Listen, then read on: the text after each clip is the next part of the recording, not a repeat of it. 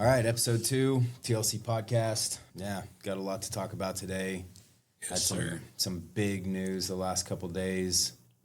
Pretty sad news. The internet was overtaken with the girl who got stabbed on the subway train. And it was that stuff nonstop. And then Charlie Kirk got shot yesterday and has died. And so now it's starting this whole cycle over again of just, as you're watching social media and everything, you're seeing like the outrage. I guess it starts with the viral videos and everybody's wondering what's happened. And then you get the word, he didn't make it. And then it starts with whose fault it is, the finger pointing, the some people sad, some people praying, some people showing empathy, some people laughing, some people celebrating. Yeah, it's disgusting. Yeah, and feeling the urge to share everything about this. And it's hard to watch. I saw a post, I thought it made a lot of sense. And it was like, you're not meant to see something like that and turn around and laugh about it. No. Do a video about how funny it is. On a soul level, you're not meant to do that. Yeah, especially to a kind guy that is just wanted to have open debates. Yeah. He just wanted to talk about he's got his opinions. I don't agree with all of them. I'm not supposed to. That's his right. Yeah. And it's his right to be able to do that. And it's just, we're living in a country where the tolerant, or the group that claims to be very tolerant, oftentimes is not tolerant of those things. Now, that doesn't mean, do I believe that it was a purple-haired weirdo that shot him? Probably not. It was probably somebody in a government agency somewhere. It could be. It seemed like it was probably more of a professional type hit. There's so much that happens with all these, and you never get the full answer of hey, this is it 100%. And everybody's, yes, I agree with that. Yeah, it'll never happen. But one thing that is for sure that did happen, the purple-haired weirdos are cheering and laughing and putting stuff. So it doesn't matter to me, at the case of, okay, we'll probably never know the exact story of why or how come. Obviously evil, you can blame it on that. But one thing that you can tell is, and then people will say that making puppet strings to make me hate you or hate you. There's nobody's pulling puppet strings to make this person dance around and be happy. Some father, a caring, providing father, gets killed. If that makes you happy and want to jump for joy, you're morally fucked up. Yeah. You're just a horrible person. You have deeper issues. You're my enemy. At that point, you're the kind of person I don't like. Now, it could be somebody way on the left, a very liberal person, and if a public execution happens to him like that, I'm never making a video jumping around happy. No. I'm sad. I feel bad for him and his family. Yeah. But I'm not going to get online and jump for joy about somebody dying in a tragic way by a coward. It's to me, it's interesting. You see all these people that are encouraging this behavior and talking about the next civil war and just trying to push something. And I've noticed a lot of these people who are asking for this and commenting and let's get it on and all this shit. It's you see them and they haven't experienced the war. A lot of them haven't done it. They haven't been there, or maybe they didn't get the experience they wanted. So they're looking for something else or whatever it is. But it seems to me most of my friends, the guys who went and served and saw combat and got more than they wanted of it, nobody's itching for another battle, especially here where it's your front yard, it's your home, it's your town, it's your state. It sounds good as a talking point. A lot of people act different the day of something terrible happening. Yeah. They can act, you get to see the bad side of humanity from both sides, right? Yeah. From both sides. But for sure, the reality of a civil war where, you're going to kill me or my family, that hits different than somebody in a foreign land that you've never seen that doesn't look like you. Some far off war in some far off land that there's the romance to that part of, I'm going to serve and fight this enemy and all this. But when it's your neighbor, when it's your family at the grocery store, that's totally different. And I think a lot of these people who are cheering this stuff on it's disgusting. And it's the thing that they are asking for, I don't think is a thing that they really want. Yeah. When they get it. If they have kids, they definitely shouldn't want it. Yeah. Something's going to change at some point, right? You look at America, where we're at now, this group of kids growing up are going to have it worse than arguably just about anybody in American history when it comes to debt, being enslaved by debt, opportunities for success. Now, we still have great opportunities. It's still an amazing country. We've done amazing things. Like, they have a lot less to be thankful for. We're leaving them with trillions of dollars in debt. Anyways, so there's some stark reality there. Yeah. And I think we're getting to the point where you don't get rid of that kind of debt or that kind of enslavement without breaking some chains. I think something's going to have to give somewhere, because it seems like the boiling point is, it constantly seems like we're there, like things are about to boil over, and it doesn't. Yeah. And you see this crazy stuff happen, and you're like, man, I wonder what the opposite side of that is going to be. And it feels like it hasn't hit that boiling point yet where it's actually tipped. Sure. But we just keep inching closer. And it's so weird how, like, these things will happen and then you just forget about it. Yeah. There's a guy, or apparently one guy, with a 12 gauge that lit a bunch of fires, and then we're shooting first responders just about 50 miles down the road. And then you don't hear anything else about it. Yeah. There's no follow-up action after action report or learned lesson. Yeah. And these things happen one right after another. Yeah. And so that part's interesting to me, our ability, even mine, to forget what happened 2 weeks ago. Yeah, forget what happened a week ago. Next thing pops up. And, Get mad about this. Everyone moves on. Go hate your neighbor because of it. It's like, I don't have a ton of hate for my neighbors. I love them, and they can be diverse. They can do whatever they like. But I know that I don't seem to get the same grace in return often. A lot of times for my liberal buddies, like they'll be real quick to be like just the dumb shit that comes out of the liberal voice. Like, maybe these were just guys celebrating, shooting off their guns. This is insanity. This is insanity. Yeah. I think about that a lot too, like with the whole, I don't know what we can say still. Probably look this up. With the whole pandemic, like losing my job over it, having to figure everything out, and it's there wasn't that, like what you're talking about, that same grace of, oh, okay, you're taking a different path, that's fine. We got you, we'll figure it out. So, no, we're going to crush you. Yeah. You're trying to kill everybody around you. You need to be exterminated. Yeah. If you're not going to get this, how can we punish you more and more? Like, oh, that wasn't enough. How can I punish you more? And you saw those comments of they need to be in camps. They need to, like, crazy. Look at Australia. Look at what these people did. And you see it. We were just talking about it before we turned the cameras on, but you see it. For me, the more of that stuff there is, the more I block it out. Like, I don't want to follow people. Yeah. I don't like hearing it because it affects me. Like, it turns me into a negative person that I don't like being. Sure. And so I try to stay positive and happy and healthy, and I try to keep the people in my life that are positive, happy, and healthy. And I think that is the best way to counter this. But at the same time, it's like that, I don't know, I want to say the bully on the playground. You're just sometimes violence is the answer. Yeah, and it's like you're over there playing with your friends, and all of a sudden you get like laid out just runs up and tackles you. Yeah. And you're just like, what the fuck? Like, where did that come from? Yeah. And it's, oh yeah, this person just doesn't like you. And it's one day that kid or that group of kids or whatever is like, hey, we're all sick of this bully. And that's what, to me, I think like it feels is coming is eventually people are just going to be like, I'm fucking sick of this. And we're going to be nothing is changing. No? We're all sick of that. Real, honest people that want to raise good families, whether you're a Democrat or a Republican, doesn't matter. They're sick of this shit. Right? They're sick of that. People shouldn't be getting shot because you're having a conversation. Yeah, never. Yeah. No. Yeah, I agree 100%. And it's tough. I make some statements and then people, they read into it so much and they feel like, oh, you're attacking me. Yeah. And it's like, maybe you need to be attacked, one. Yeah.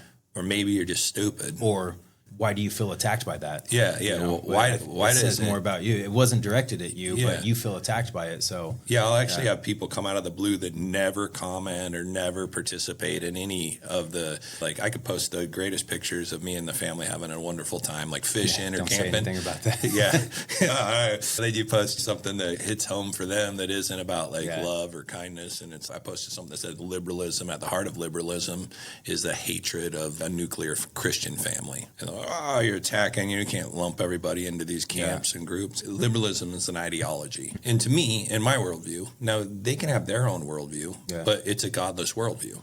Liberalism is a godless worldview. So you're either going to subscribe to autonomy, like man's law, and like I am God, or you bow to theonomy, like God's law, and you're like, I kneel to theonomy. So like underneath my worldview, like all things are flowing from God down to man. I understand I have a moral basis for what I believe, how I act, and how I conduct myself. If you have if you subscribe to autonomy or your own man's law, you are God. You do whatever you basically makes you feel good. This guy, kids, makes him have a great day. Who are you to tell him he can't? Yeah, Who are you to say that's not love? Yeah, that's fucked up. Yeah, exactly. Yeah. This is the problem. This is where we are in America now. We have a land that says, I think I'm a cat. I should have a litter box at school. Yeah. Or this is the absurd reductio. This is bringing that conclusion there, the man love conclusion or the hatred for God to the absurd reduction. So take it to the farthest conclusion, and that's what you have to do. You take them both to the absurd reductio, and then you come up with, here's why we are at this place where people think it's okay to cheer about somebody, an innocent person having their life. Blood spilled all over national TV or internet. Right? Yeah, in front of the world. Yeah, and that's not a good thing to cheer about. I wouldn't cheer about that looking at tapes from Gaza or from any other Ukraine or wherever. I don't care if it's this guy or that guy. Yeah. What side it is or anything. Yeah. I catch myself wondering about that a lot more now as you see those videos and it's who was that guy? Like there's always a ripple effect. It's very easy to dehumanize people nowadays. And when you like learn the psychology, I don't know where I heard this, but back in the day, like in basic training, they had the big bullseye targets that you used to shoot. It was a big circle, and in the middle was the X and the 10, and that's what you were aiming for. I think it was around Vietnam. And then they realized that all these dudes who were shooting the 10, like they weren't hitting anything out on the battlefield. And they realized that they weren't used to shooting something like that. So then they changed it to the pop-up silhouettes. So now it's a little green figure that pops up and you're trying to hit the green figure and drop it. And that's what's releasing that dopamine of, hey, you did something good. And so that's how they fix that problem of this is no longer a person. It's a little green silhouette that you're trying to drop. And the more of them you can drop, the better you do. We're going to reward you for it. And seeing how easy it is to dehumanize people and, that person deserves it. That's what, has unfortunately been happening with a lot of our media. And it is a great tactic of the left. It's a horrible tactic, but it is something that it has been subscribed to. And it happens a little bit on both sides, but let's be honest, like the control of tech and the control of the internet and media is liberal controlled. It is liberal.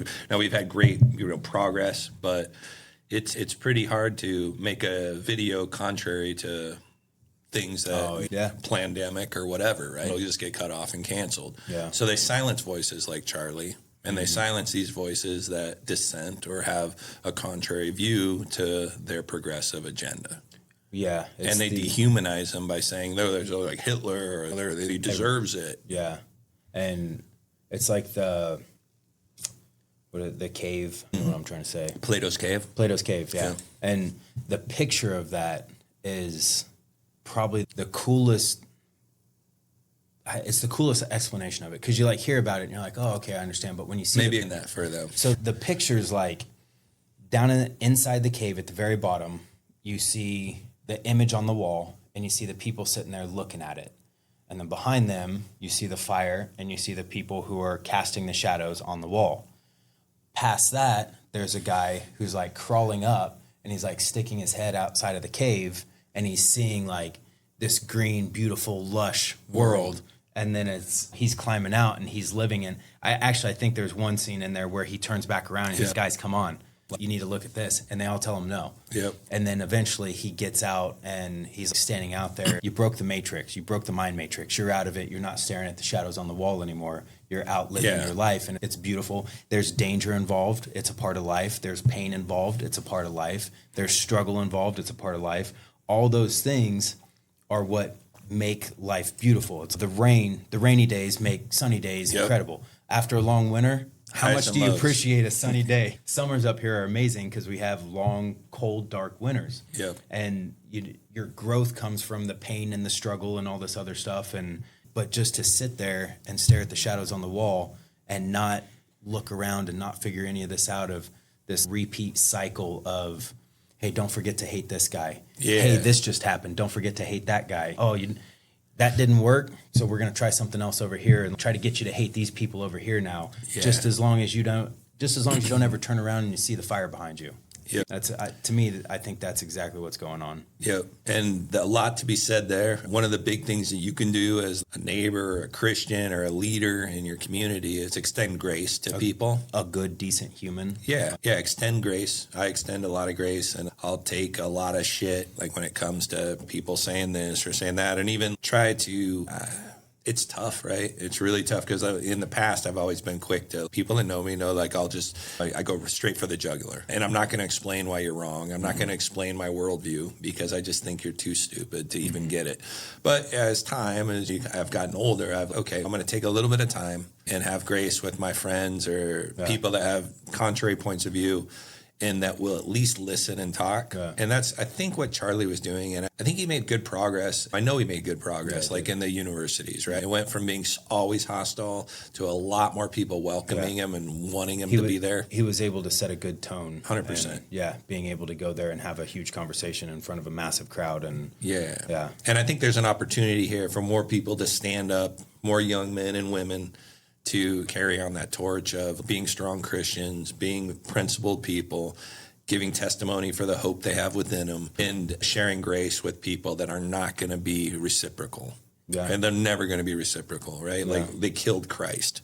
They're going to silence that voice, but it's hard to silence it if it just keeps going forward and growing. Yeah, and I think if, like, you don't try at all, like, it's just going to be a losing battle, because it's so easy to do nothing on both sides. Yep. It's so easy to do nothing. If I don't want to stir the pot, so I'm going to sit here and not say anything, and this person on the other side is, I don't care to learn why you are this way, I'm also going to sit here and do nothing. Yeah. And that's what makes it so difficult. So if you're not having a conversation and you're not sharing your ideas, and that's one of the things I really liked about Charlie Kirk. Like him, don't like him, it doesn't matter.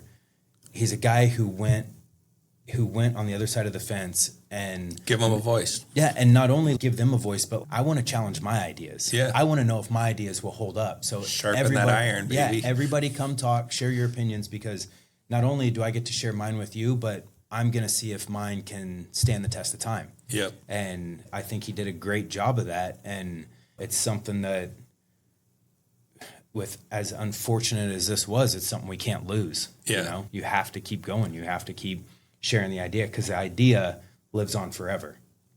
Yeah, that's a fact right there. And we have to take back our ability to protect innocence and to use deadly force to protect innocence. Mm-hmm. Like this idea of, you stop a murderer or a rapist on a subway train or something, and then you're going to go to jail. Yeah, and then you get in trouble for it. Yeah, now what happens? Now a young lady gets stabbed, and everybody's like, I guess I can't do anything. Nobody wants to stand up and wait for the police to come. Yeah. And, he's stabbing a couple more people. But soon the police will come and save us. 5-minute response. Yeah, no. You have to empower, and you have to be bold and courageous, and we need men in the world that are going to stand up to that kind of tyranny and evil and kill it dead in its spot. Yeah. And so and that's where I think like it comes across weird for maybe my more liberal friends and stuff to hear that, because they're just not used to that idea that you can protect yourself, or you should protect yourself. Not only you have a duty to protect innocent life. Yeah. You have a duty. And if you're a man that's not capable of violence and not capable of protecting people, you're a disservice to who you are, and you need to get into jiu-jitsu, learn how to protect those around you and the people that care about you, because you should be capable of protection. Yeah, you know, and you don't get to decide what level it is. Oh, I'll yell at you. The person you're yelling at is willing to stab you, and if you're not willing to meet at that level, then okay, your yelling is pointless. Yeah. You're bringing a freaking a mouth to a gunfight. Yeah, exactly. Okay, just I was looking for a metaphor there. Well, think about it like the guys that say, if they break into your house, just give them whatever they're asking for. What if they're asking to kill your kid and rape your wife? Yeah. You're just gonna give it to them? Yeah. You're like, I was thinking just my wallet. That's what you were thinking. Yeah. That's not what they were thinking. He wants to kill your family. Yeah. Now what are you going to do? Yeah. What if they don't want anything? They just want to kill you and your family. Yeah. I would never do that. So why would anybody else do that to me? And it's like, that's not how the world works. Yeah. There's bad people out there. Yeah. And if they're in your house, they should, and uninvited, it doesn't matter if they're to steal some of your gold or silver or whatever. Or your life. Yeah. You got to take that as a hostile threat and you need to deal with it immediately. I always look at these things as this nature will show you everything. I've used this metaphor before, but if you want to get stronger, it's not from resting and recovering and all that. It's a part of it, yes, but like nature shows this like in a forest. What makes trees stronger? It's storms, it's a lack of sunlight, it's high wind. Their lot of sun. Yeah, their roots grow, like they have to survive and they grow and get stronger. Yeah, and then they grow tall enough that now they have the sun, now they're strong, like they're really deep roots, but it was through the struggle, the adversity, the hardship and all that. And like you can be out for a hike, a good Idaho metaphor here. I'm going out for a hike and as you're walking down the trail, there's a grizzly bear. Yep. And I didn't want to see a grizzly bear. I have no intention of fighting a grizzly bear. It doesn't matter. This is nature. This is how it works. This is the situation you're in. Are you prepared for it or not? Did you bring your pistol? Did you bring your bear spray? Did you bring your 22 to shoot your friend in the calf so you can run away? Like, what's your plan here? And if there's no plan, it doesn't change the situation that you're in. I'm not ready for this. And nature doesn't care. There is evil, there is danger, there's violence, there's all this stuff is out there all the time, whether you're in society or you're in the woods. It is a fact of life, and you have to be prepared for it, and you have to understand that. It's a good motto, be prepared, right? Yeah. Maybe put that on a shirt. Yeah. That's good. Can't believe nobody's used that before. Oh, man. It's a bunch of drama out there, brother. Yeah. I hope things change in a better way and quit what seems like constantly going in the wrong direction. I would definitely like to see people accountable for their actions. For sure. Right? Like accountability is something that definitely is missing from our nation and from the world. There has to be accountability for actions, right? And out of that accountability, it's like there needs to be, hey man, somebody steals from me, or I'm fine forgiving them if they're going to repent. Yeah. But they still need to restitute. Yeah. They still need to be held accountable for their actions. Yeah. Make it right. Yeah. It's not the insurance's job. Yeah. It's like this, our whole justice system. You have enough, so I should be able to take some. Yeah. I think you have enough. Yeah. Oh, that's great. I don't think I do. Now we have a standoff, but I think I have a gun. Yeah. It's so insane, this idea of like social justice. Yeah. Yeah. It's sad and that with, I think you see that a lot with, back to what you were saying, like strong, successful men, they are accountable. It's one of the things that makes you successful is you are accountable for your actions. You take responsibility for your actions, not just the good stuff that you do. Hey, I'll take that credit, but oh man, I fucked that up. That wasn't your fault. It went wrong. It wasn't your fault. That was my fault. I accept responsibility for that. And I'm going to have to make up for it. And I'm going to have to correct this. Yes, whatever it is, that's what I have to do. And I love accountability. Yeah. I love it. It's a power move. Yeah. If you're able to do it, which it takes a strong person to do. It's a good thing. And if you're not a strong person, you can start doing it and build strength that way. But yeah, it is a total fucking power move. Yeah. It's accountability or regret. Right? Yeah. You're going to live with if you're not accountable, like I don't care how you hide from it, what you do to get away from it, whether it's a son you didn't raise or a daughter you didn't raise or a family you abandoned, like you will be accountable. Yeah. One way or another. Yeah. You're going to live in serious regret if you don't live up to what you're supposed to do. As a man, like it's pretty easy. Honor your word, do what you say you're going to do. When you screw up, get right, repent, restitute, reconcile, and move forward. Yeah. And you're going to feel good. Yeah. Agreed. Anything else you got in there? Is there anything else we should hit on? I think that's all I got. That was a good talk. Yeah. It's a terrible time, man. It's sad. It is. Yeah. Really sad. My heart goes out to the family and all the friends there. And his kids. Yeah, it's terrible. Yeah. It's a terrible deal. I hate seeing a family man or woman trying to do. Yeah, doing kind things, trying to be a voice of reason, and then just being hated for it. Yeah. And then somebody cheering about that, it's disgusting, man. It makes me sad. Definitely praying for them and their family. And hopefully I don't think the world gets better through more violence. No. But there are times when it's needed. And those are the things. I don't think we're there. Hopefully we're not. I'd much rather, I want a peaceful, happy place for my kids. Yeah, correct the direction we're going before. It gets too far down there. Yeah, before we can't. And I know a lot of people advocate for that, but like you said, I don't think they know what they're really asking for. Agreed. So I'm just going to be praying and be kind and extend a ton of grace to people that are ignorant and say stupid shit or cheer about some poor husband and father losing his life for just talking. And hopefully we can find that we have more in common than we have apart, and we can end some of this. The hatred stuff though needs to be snuffed out. It needs to be crushed, and they need to be shamed. Like those people cheering and stuff. I love seeing the people posting it, reposting it, and just teachers saying that stuff. In Coeur d'Alene, right? You see this? I thought it was Meridian. Oh, maybe it's Meridian. Okay, yeah. And then that's what I heard. I don't know if she was. But and another teacher just lost her job, for praising it, thinking it was a great thing because he was a bad person. That's what she told her class. These people do not need to be educating your kid. And on top of that, you are responsible for those little ones, right? So if you're sending them off to slaughter, which in my opinion would be sending them to a school that would condone such things, or if you're not engaged, it's never a question of if your kid's being brainwashed. It's just a matter of who's doing it. Yeah. If you want to preserve your children and their purity and their morality, you have to be a constant force against all the external forces, whether it's TV, video, iPad, your screen devices, or their teachers. Be aware of what's going on and what they're eating, visually, mentally, physically. Yeah, 100%. Cool. All right. Good talk. All right. See you later. See ya.